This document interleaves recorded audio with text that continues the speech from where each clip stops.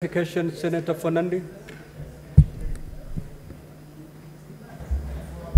Mr. Speaker, looking at the directions that we are given, I want to agree with the Senate Majority Leader that this matter is very unique. It is uncharted territory. We are so used to impeachment of governors as we have done before. Mr. Speaker, when you look at our understanding Order 78 on Senate standing orders, and also, Mr. Speaker, I needed your guidance and clarity on the process, because looking at Standing Order 78 on the removal, procedure for removal from state office, which includes the removal of the President, Deputy President or state office. Mr. Speaker, I want to invite Mr. Speaker, to request when you read under, sorry, Mr. Speaker, I'm trying to get second schedule of our standing orders, part 1, rules of procedure when considering removal in plenary, either the President or the Deputy President. When you look at rule number 12, subject to these rules, the hearing of the evidence, once it commenced, shall proceed and continue on until the Senate concludes the hearing of the matter. So, Speaker, this extrapolates itself from Article 145, 150 in the removal of either the President or the Deputy President, considering this a matter of national interest, and it will involve a lot of process of evidence producing and many other procedures. So, Speaker, considering the immense, would it be in order to request that, as per your direction, you increase even an extra day? You know, Mr. Speaker, they say justice should not be seen, should not only be seen, but to be seen to be done.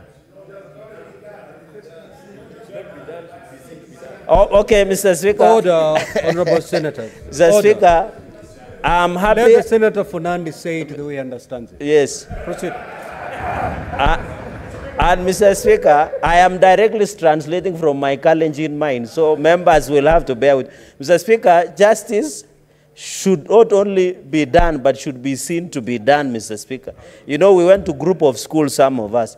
Mr. Speaker, the point I wanted to make is that since the plenary process will allow Kenyans to follow, would it be in order whether we convict or acquit, because the law house, which was pre-trial chamber, and this is the real trial chamber, Mr. Speaker, where we shall be looking and setting precedent for future impeachment. I'm not predicting that there will be impeachment of president or deputy presidents in future, but Mr. Speaker, the point I wanted to make, and I don't know why Senator Sifuna is irritated. You'll have your time. Why are you worried?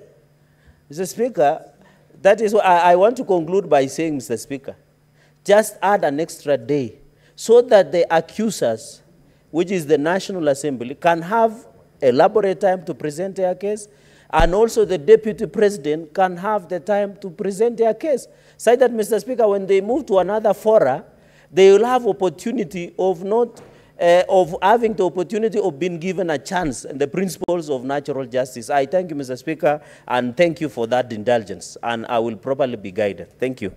Senator Fernandi, as we sit here, we don't know the number of witnesses that will be called. We don't know the volumes of documentation that will be filed. And therefore, let us go by the 2 days that I've communicated. One thing that the Senate will do, it is going to give adequate time to both parties. That's the much we are going to do as a Senate. No party will leave the Senate complaining about inadequacy of time to plead their case. Yes. Thank you very much, Honorable Speaker.